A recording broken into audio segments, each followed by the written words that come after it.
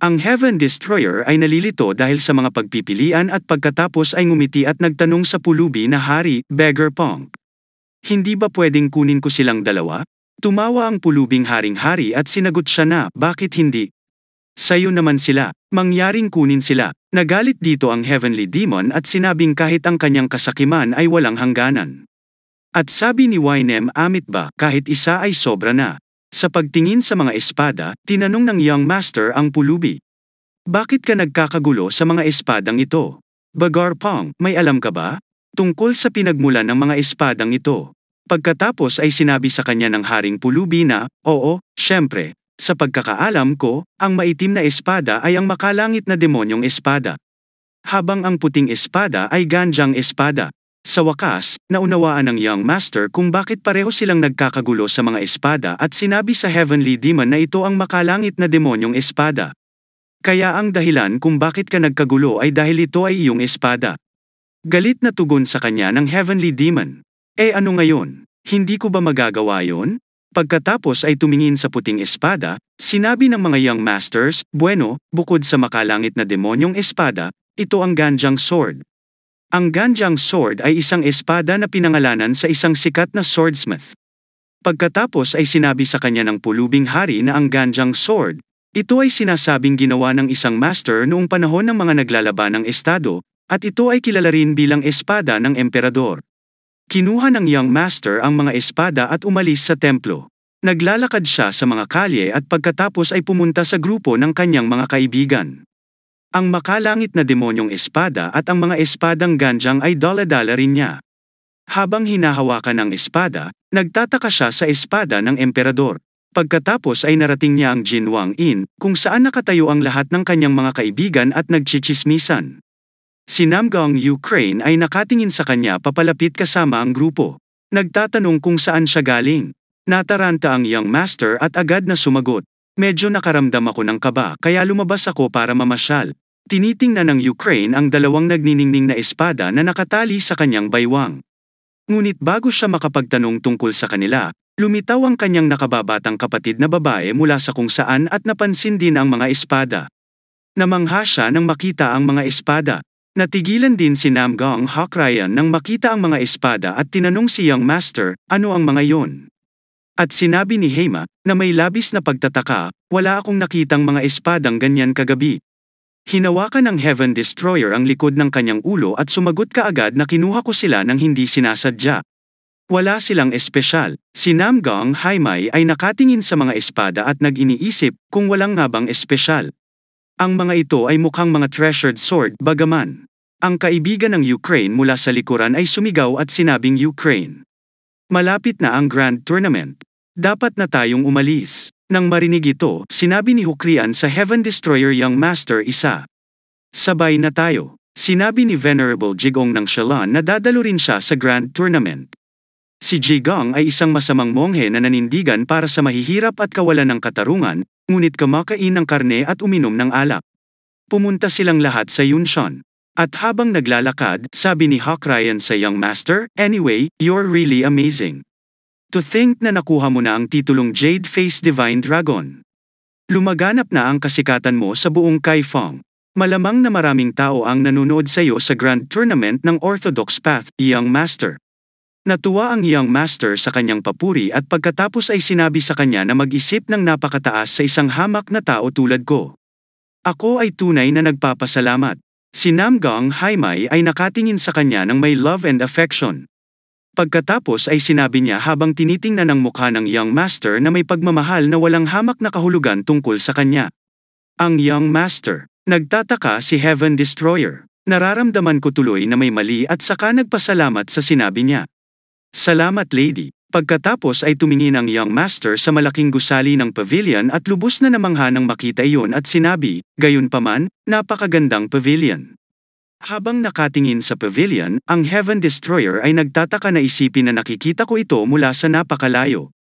Northern Blade Association, ang nangungunang puwersa ng Jiangbei, kapwa sa pangalan at sa katotohanan at ang pinakamalaki sa mga landas ng Orthodox. Mahusay na apat, na kinabibilangan ng Southern Blade Coalition, ang 5 Clan League at ang 9 Orthodox Alliances. Tatlong executive ang direktang nag-uulat sa pinuno ng lider ng asosasyon. Sa ilalim nila ay ang Guard Hall, ang Demonyong Sword Hall, ang Blood Sword Hall, at Heavenly Sword Hall. Sa ibaba lamang ng apat na iyon ay ang tagapayo, ang pangkalahatang opisyal at ang inspector. Ang Brigada Iron ay nasa ilalim ng direktang command ng pangkalahatang opisyal.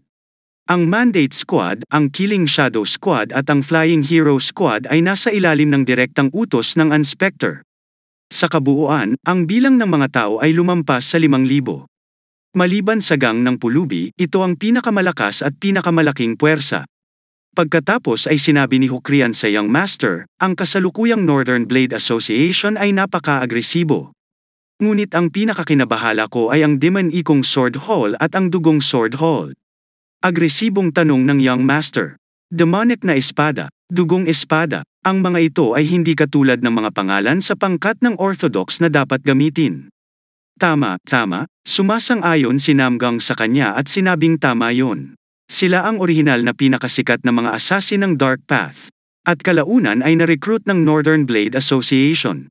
Gayunpaman, hindi nagbago ang kanilang malupit na kalikasan pagkatapos nilang sumali sa Northern Blade Association.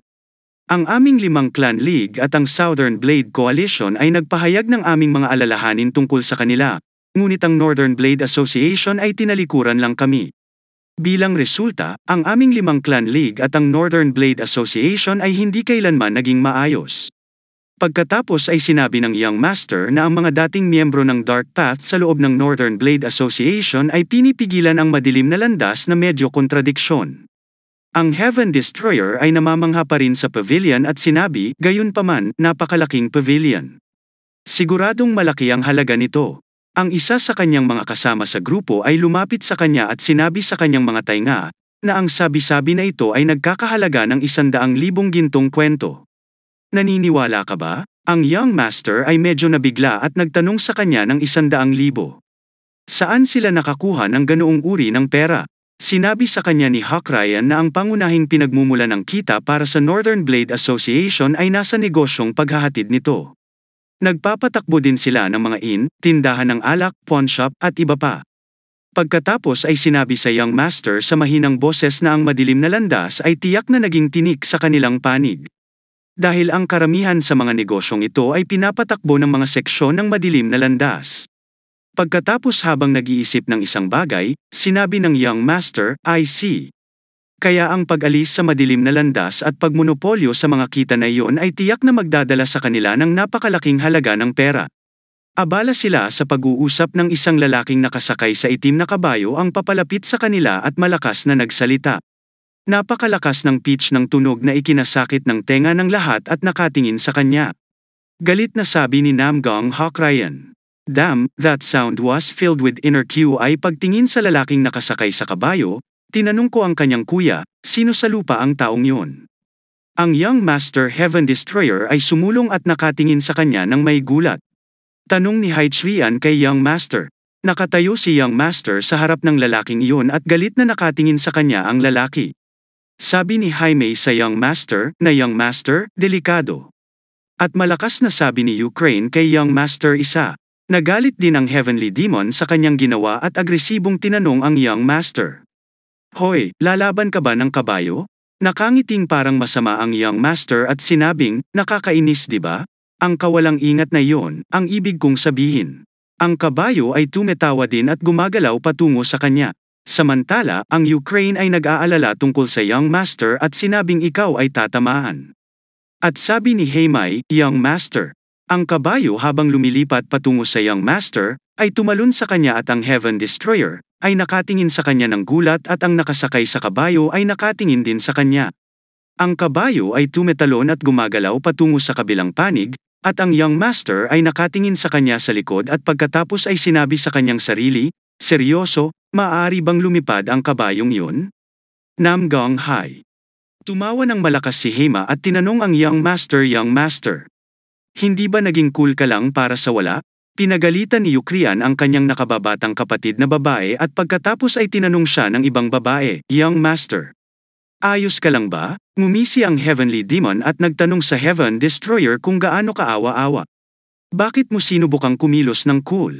Galit na galit ang young master sa kanyang insulto at sinabing hindi kapani-paniwala ang taong yun. Ang antas ng pangangabayo ay bihira kahit na sa militar. Hindi ko akalain na makakakita ako ng ganyang horsemanship sa Jianghu, kung saan hindi gaanong pamilyar ang mga tao sa mga kabayo. Tsaka babae lang ang rider. Nakatayo silang lahat sa harap ng pavilion kasama ang napakaraming tao. Pagtingin sa mahabang hilera, nagtanong ang young master Heaven Destroyer, linya ba yun para sa mga taong pupunta sa Grand Tournament? At si Ukraine ay tumugon sa kanya. Sa tingin ko, galit na si Hema, ipiapahayag ang pagiging impatient sa pagka-invite dito. Hanggang kailan tayo maghihintay? Hindi ba ito sobra? Tumingin si Namgang sa kanyang nakababatang kapatid na may pagkabigo at sinabing Hayami. Dapat matuto kang maging matyaga. Pagkatapos ay tumingin ang batang Master Heaven Destroyer sa isang tumawa ng buong ngiti at sinabi sa Hawk Ryan young master na si Namgang. Sa tingin ko ay hindi na kailangan iyon. Hindi maintindihan ni Namgang at humingi ng tawad. Pagkatapos ay sumigaw ang young master at tinawag ang dakilang mandirigma na si Wu. Tumingin si Wu sa kanya na may palaisipan na mukha at hindi nagtataka kung paano. Bakit nandito ang anak ng asungot na yon?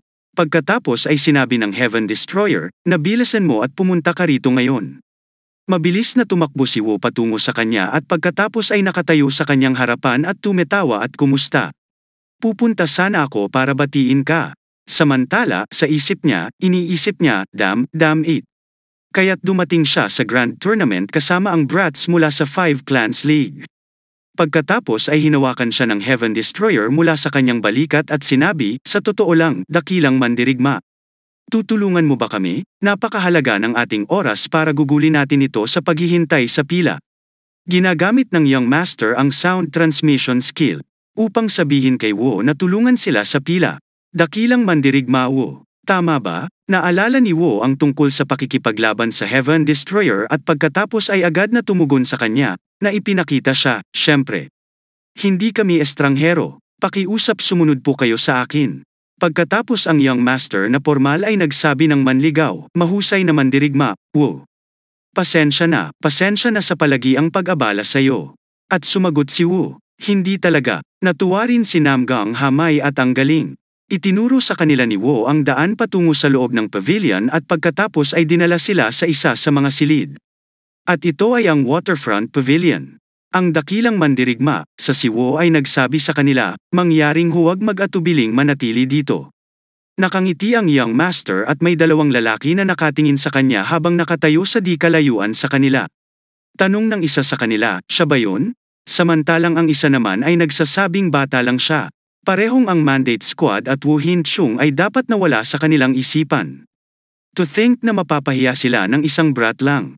Lumilitaw doon ang isang lalaki mula sa kung saan at nagtanong kung iyon ba ang punk ba yun? Hinarap ni Jade Funk Divine Dragon. Nagulat silang dalawa nang marinig ang boses at napalingon sa likod. Pagkatapos ay nagtanong ang isa sa kanila sa pinuno ng asosasyon. Bakit ka nandito? Sabi ng pinuno ng asosasyon habang papalapit sa kanila, may lakas siya ng loob.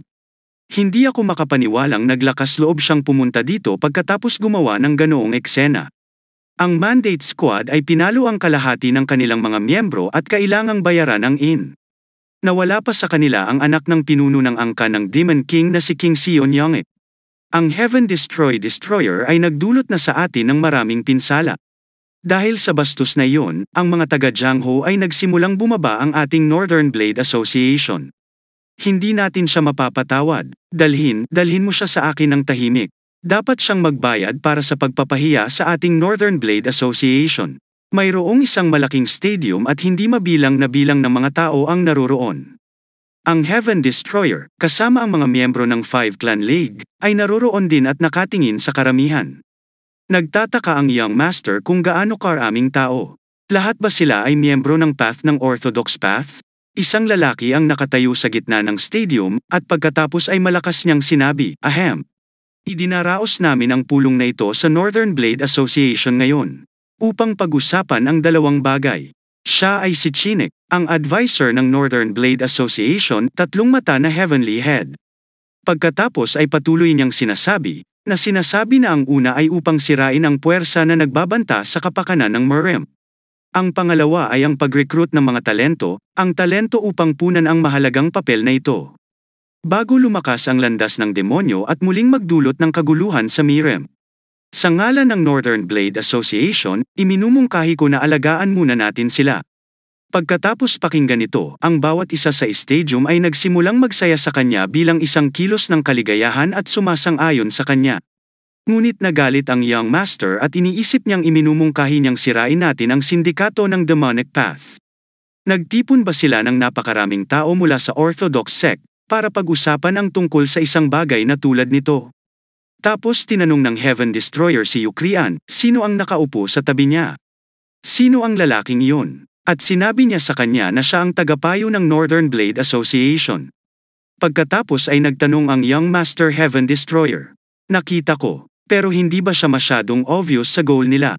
Sumagot si Namgong, oo. Gayunpaman, walang sino man ang maaaring tumutol ng walang maingat na pagsasaalang-alang. Sigurado akong nakuha na nila ang suporta ng ilan sa mga seksyon.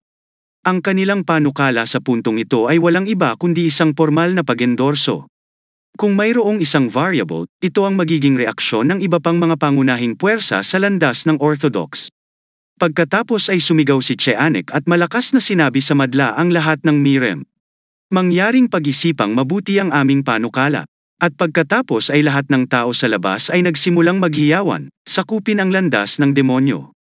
Sa pagtingin sa lahat ng ito, ang Heavenly Demon ay tumawa ng mapanukso at sinabi kung anong mahusay na pagkakasulat ng script. Hindi ba ang mga taong iyon ay nagyaya para sa mga miyembro ng Northern Blade Association? Sumagot ang Young Master sa Heavenly Demon. Ito ay katawa-tawa, tapos biglang may sumulpot na lalaki. Siya ay kalbo, may malalaking bigate at balbas, at nakasuot ng damit ng monghe. Pamwesto siya sa harap ng advisor at pagkatapos ay bumati ang dalawa. Iniisip ng Heaven Destroyer na ganap na nagbago ang kapaligiran. Ang taong iyon ay, sinabi sa kanya ni Namgong Hakrayan na siya ang tagapangasiwa ng Shalan Commandment Order, at ang Heaven Destroyer ay nakumpleto ang kanyang pangungusap, na sinasabi ang Venerable Jigong. Pagkatapos ay tiningnan ng makalangit na demonyo ang mukha ng matandang monghe at sinabing Huining. Kaya siya ang iyong dakilang disipulo. At tumawa si Hoyaning at tumugon. Ganun daw, ang matandang iyon ay ang Jigong Commandment Overseer. Pagkatapos ay nakatayo sa gitna, sinabi ni Jigong sa mga manonood na ako si Jigong Form Shalon. Ang Heaven Destroyer ay iniisip ang kinatawan ni Shalon. Ang sinasabi niya ay hindi naiiba sa kalooban ng siyam na mga alyansa ng Orthodox.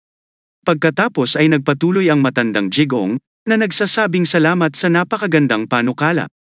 Kinatawan ng Northern Blade Association. Gayunpaman, ang matandang ito ay hindi sumasang-ayon dito.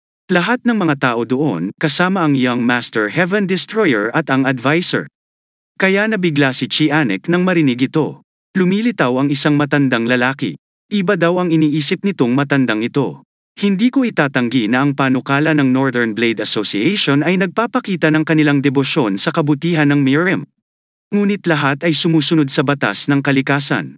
Hindi na kailangang pukawin ang mga landas ng demonyo. Mga miyembrong abala sa pag-aalaga sa sarili. Nakatayo siya sa gitna ng stage sa harap ng Cheanek. Patuloy siya sa pagsasalita. Mapayapa raw ang Miriam kapag pantay ang path ng demonyo at ng Orthodox path. Kahit sa pinakamadilim na sandali ng Miriam, noong ang Heavenly Demon ang namumuno, kahit na ang kagandahang loob ng mga taong iyon ay nasa pinakamababa, hindi ba ang landas ng Orthodox ay nakaligtas dahil dito? Ang parehong inilapat sa mga miyembro ng demonyong landas. Higit pa rito, inaangkin namin si T.O.B., mga miyembro ng landas ng Orthodox. Tinakpan niya ang kanyang muka gamit ang kanyang mga kamay at sinabing walang paraan na makakagawa kami ng ganoong kalokohan, tama ba?